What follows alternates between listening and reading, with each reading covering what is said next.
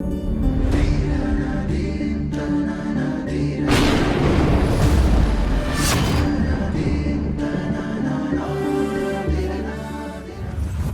ಗುರುಭ್ಯೋ ನಮಃ. ಹರಿ ಓಂ.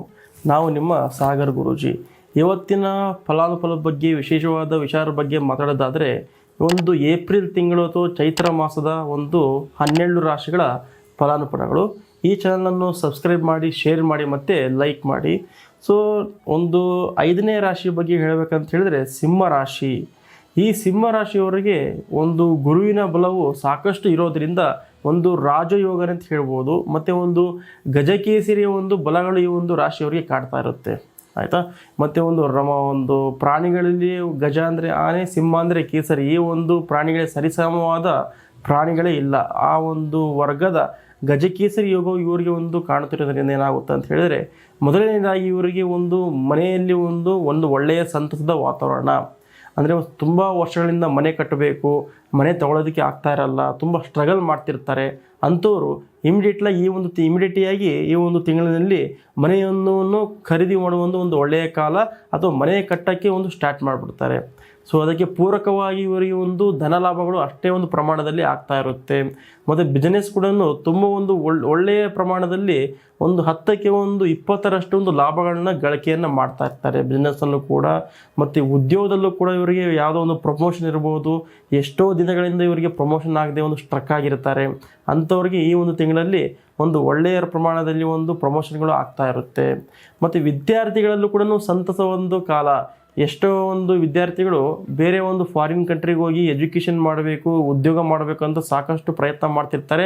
ಆ ಪ್ರಯತ್ನಕ್ಕೆ ತಕ್ಕಂತೆ ಪ್ರತಿಫಲಗಳು ಕಾಣ್ತಾ ಇರಲ್ಲ. ಅಂಥ ವಿದ್ಯಾರ್ಥಿಗಳಿಗೆ ಈ ಚೈತ್ರ ಮಾಸ ಏಪ್ರಿಲ್ ತಿಂಗಳಲ್ಲಿ ಅತಿ ಬೇಗವಾಗಿ ಒಂದು ಒಳ್ಳೆಯ ಕಾಲ ಅಂತ ಹೇಳ್ಬೋದು. ಯಾವುದೋ ವೀಸಾ ಏನಾದ್ರು ನಿಮಗೆ ಡಿಕ್ಲೈನ್ ಆಗ್ತಾ ಇದ್ದರೆ, ತೊಂದರೆಗಳಾಗ್ತಾ ಇದ್ದರೆ, ಬೇಗ ವೀಸಾ ಕೂಡ ಅಪ್ಲೈ ಆಗಿ ಬೇರೆ ಕಂಟ್ರಿಗೆ ಹೋಗುವಂಥ ಎಲ್ಲ ಭಾಗ್ಯಗಳಿರುತ್ತೆ. ಮತ್ತು ಆ ಬೇರೆ ಕಂಟ್ರಿಲಿ ಹೋಗಿ ಉದ್ಯೋಗದಲ್ಲಿ ಯಾರು ತೊಡಗಿರ್ತಾರೋ, ಯಾವ್ದಾದ್ರು ಬೇರೆ ಬಿಸ್ನೆಸ್ಗಳನ್ನ ಮಾಡಬೇಕಂತಕೊಂಡಿರ್ತಾರೋ ಅವ್ರಿಗೆ ಒಳ್ಳೆಯ ಕಾಲ ಅಂತ ಹೇಳ್ಬೋದು. ವಿದ್ಯಾರ್ಥಿಗಳು ಕೂಡ ಸಾಕಷ್ಟು ಲಾಭಗಳನ್ನ ಕಾಡ್ತಿರ್ತಾರೆ, ಒಳ್ಳೆಯ ಕಾಲ ಅಂತ ಹೇಳ್ಬೋದು. ಮತ್ತು ಈ ವಿವಾಹದಲ್ಲಿ ಯಾರೋ ಮದುವೆಯಲ್ಲಿ ಯಾರೋ ತೊಂದರೆಗಳಿರುತ್ತೆ.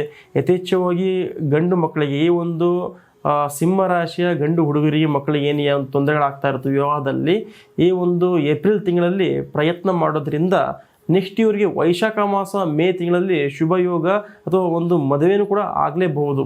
ಅಂದರೆ ಈ ತಿಂಗಳಲ್ಲಿ ಪ್ರಯತ್ನ ಮಾಡಿದ್ರೆ ನೆಕ್ಸ್ಟ್ ಮೇ ತಿಂಗಳಲ್ಲಿ ಇವರಿಗೆ ಶುಭ ಕಾರ್ಯಗಳಾಗ್ತಾ ಇರುತ್ತೆ. ಮತ್ತು ಸಂತಾನದಲ್ಲಿ ಯಾರು ತೊಂದರೆಗಳನ್ನ ಅನುಭವಿಸ್ತಿರ್ತಾರೋ ಅವರಿಗೆ ಒಳ್ಳೆಯ ಕಾಲ. ಈ ತಿಂಗಳಲ್ಲಿ ಗುಡ್ ನ್ಯೂಸ್ ಅಂತಲೇ ಹೇಳ್ಬೋದು. ಮತ್ತು ತಂದೆ ತಾಯಿಯ ಆಶೀರ್ವಾದವು ಇವ್ರ ಮೇಲೆ ಸಾಕಷ್ಟು ಯಥೇಚ್ಛವಾಗಿ ಇವ್ರ ಮೇಲೆ ಇರೋದ್ರಿಂದ ಲಾಭ ಅಂತ ಹೇಳ್ಬೋದು. ಈ ಪರ್ಟಿಕ್ಯುಲರಿ ಬಿಸ್ನೆಸ್ ಅಂತ ಹೇಳೋದಾದರೆ, ಈ ಯಾರು ಮಣ್ಣಿನ ಬಿಸ್ನೆಸ್ ಮಾಡ್ತಾ ಇರ್ತಾರೆ, ಮಣ್ಣಿನ ಬಿಸ್ನೆಸ್ ಅಂದರೆ ಇಟ್ಟಿಗೆ ಯಾರು ವ್ಯಾಪಾರ ಮಾಡ್ತಿರ್ತಾರೋ, ಅಥವಾ ಮರಳಿನ ಬಿಸ್ನೆಸ್, ಮನೆ ಕಟ್ಟೋದಕ್ಕೆ ಯಾರು ಮರಳು ಬಿಸ್ನೆಸ್ ಮಾಡ್ತಿರ್ತಾರೋ ಅವರಿಗೆ ಒಳ್ಳೆಯ ಲಾಭದಾಯಕವಾದ ತಿಂಗಳಂತ ಹೇಳ್ಬೋದು.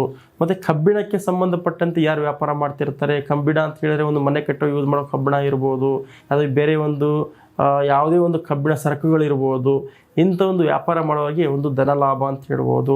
ಮತ್ತು ಸರ್ಕಾರಿ ನೌಕರಿ ಯಾರು ಮಾಡ್ತಿರ್ತಾರೋ ಅವರಿಗೆ ಉತ್ತಮವಾದ ಸ್ಥಾನ ಪಲ್ಲಟವಾಗಿ ಪ್ರಮೋಷನ್ ಆಗುವ ಕಾಲ ಅಂತ ಹೇಳ್ಬೋದು. ಈ ಸಿಂಹ ರಾಶಿ ಯಾರು ರಾಜಕೀಯದಲ್ಲಿ ಪ್ರಖ್ಯಾತಿ ತೊಗೊಂಡಿರ್ತಾರೋ, ರಾಜಕೀಯದಲ್ಲಿ ತೊಡಗಿಸ್ಕೊಂಡಿರ್ತಾರೋ ಅವರು ಕೂಡ ನಿಮ್ಮ ಮೇಲಿನ ವ್ಯಕ್ತಿಗಳಿಂದ ಬೆಂಬಲ ನಿಮಗೆ ಸಿಗುತ್ತದೆ. ಈ ತಿಂಗಳಿನಲ್ಲಿ ಅಲ್ಲೂ ಕೂಡ ನಿಮಗೆ ಲಾಭ ಕೂಡ ನೀವು ಕಾಣ್ತಾ ಇರ್ತೀರ.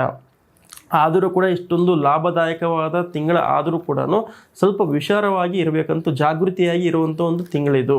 ಸ್ವಲ್ಪ ವಾಹನದಲ್ಲಿ ಓಡಿಸ್ಬೇಕಾದ್ರೆ ಅತಿಯಾದ ದೂರ ಪ್ರಯಾಣ ಬೇಡ. ಅಂದರೆ ನೀವು ಊರು ಬಿಟ್ಟು ಊರಿಗೆ ಹೋಗೋದಾದರೆ ಸ್ವಲ್ಪ ಹುಷಾರವಾಗಿ ನವಮಿ ಟೈಮಲ್ಲಿ ಇವರು ಪ್ರಯಾಣ ಮಾಡೋದು ತುಂಬ ಕೆಟ್ಟದು. ನವಮಿ ಟೈಮಲ್ಲಿ ಅವರು ಪ್ರಯಾಣವನ್ನು ಮಾಡಬಾರದು. ಅದು ಬಿಟ್ಟು ಬೇರೆ ಟೈಮಲ್ಲಿ ಪ್ರಯಾಣ ಮಾಡಿ ಏನು ತೊಂದರೆ ಇಲ್ಲ. ಮತ್ತು ಸಣ್ಣ ಪುಟ್ಟ ವಿಚಾರದಲ್ಲಿ ಗಾಡಿಯಲ್ಲಿ ಅಪಘಾತಗಳಾಗೋದು, ಸಣ್ಣ ಪುಟ್ಟವಾಗಿ ಯಾವ್ದಾರು ಆಪಾದನೆಗಳು ಬರೋದು, ನೀವು ಮಾಡಿಲ್ದಿರೋ ತಪ್ಪಿಗೆ ನೀವು ಆಪಾದನೆಗಳನ್ನು ಅನುಭವಿಸ್ತಿರ್ತೀರ. ಆದರೂ ಕೂಡ ಒಂದು ಕಡೆ ನಿಮಗೆ ಧನ ಸ್ಥಾನದಲ್ಲಿ ಶನಿ ಇರೋದ್ರಿಂದ ನಿಮಗೆ ಲಾಭ ಆಗ್ತಿದ್ರೂ ಕೂಡ ನಿಮಗೆ ಅಷ್ಟೇ ಪ್ರಮಾಣದ ಸ್ವಲ್ಪ ಖರ್ಚುಗಳು ಬರ್ತಾ ಇರುತ್ತೆ.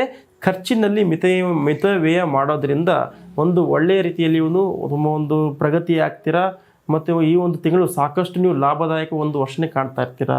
ಮತ್ತು ನಿಮ್ಗೆ ಯಾರು ಸಾಲಕ್ಕೆ ಒಂದು ತೊಂದರೆಗಳು ಕೊಡ್ತಾ ಇರ್ತಾರೋ, ಸಾಲ ನೀವು ಯಾರು ನಿಮ್ಗೆ ಇಸ್ಕೊಂಡಿರೋ ನೀವು ವಾಪಸ್ ಕೊಡ್ತಿರಲ್ವೋ ಅವರು ನಿಮಗೆ ಒಂದು ಸಾಲ ನಿಮಗೆ ವಾಪಸ್ ಕೊಡೋ ಒಂದು ಕಾಲ ಅಂತ ಹೇಳ್ತೀವಿ. ಜಾಸ್ತಿ ಪ್ರೆಷರ್ ಆಗದೆ ಏನೂ ಆಗದೆ ಆಯಿತಾ ಈಸಿಯಾಗಿ ನಿಮಗೆ ಸಾಲ ನಿಮಗೆ ಮರುಕಳಿಸುತ್ತೆ ನಿಮಗೆ. ಮತ್ತು ನೀವು ಯಾರಿಗಾದರೂ ಒಂದು ಸಾಲ ಕೊಡಬೇಕು, ಸ್ವಲ್ಪ ಎಚ್ಚರದಿಂದ ಒಂದು ಸಾಲವನ್ನು ಕೊಡಬೇಕಾಗುತ್ತೆ. ಸ್ವಲ್ಪ ಒಂದು ತುಂಬ ಸ್ಟ್ರಕ್ ಆಗೋ ಒಂದು ಕಾಲ ಅಂತ ಹೇಳ್ತೀವಿ. ಸೊ ಆದರೂ ಕೂಡ ಹೇಳಿದ್ನಲ್ಲ, ಆರೋಗ್ಯದಲ್ಲಿ ಸ್ವಲ್ಪ ನೀವು ಆಯಿತಾ ಒಂದು ಏರುಪೇರಾಗಿ ಕೆಲವೊಂದು ತೊಂದರೆಗಳನ್ನ ಅನುಭವಿಸ್ಬೇಕಾಗುತ್ತೆ. ಈ ಒಂದು ಟೈಮಲ್ಲಿ ಆರೋಗ್ಯದಲ್ಲಿ ಸ್ವಲ್ಪ ಒಂದು ಎಚ್ಚರಿಕೆಯಿಂದ ಇರಬೇಕಾಗುತ್ತೆ. ಒಂದು ತಲೆ ಮತ್ತು ಉದರ ಭಾಗಕ್ಕೆ ಕೆಲವೊಂದು ತೊಂದರೆಗಳಾಗ್ತಾ ಇರುತ್ತೆ, ಅಲ್ಲಿ ಸ್ವಲ್ಪ ಎಚ್ಚರದಿಂದ ಇರಬೇಕು. ಇದು ಮತ್ತು ಈ ಒಂದು ಸಿಂಹ ರಾಶಿಯವರಿಗೆ ಈ ಒಂದು ಮಾಸದ ಫಲಾನುಫಲಗಳು. ಮತ್ತು ಈ ರಾಶಿಯವರು ಹೆಚ್ಚಿಗೆಯಾಗಿ ಸೂರ್ಯ ನಮಸ್ಕಾರ ಮಾಡೋದ್ರಿಂದ ತುಂಬ ಒಳಿತನ್ನು ಕಾಡ್ತಾ ಇರ್ತೀರ.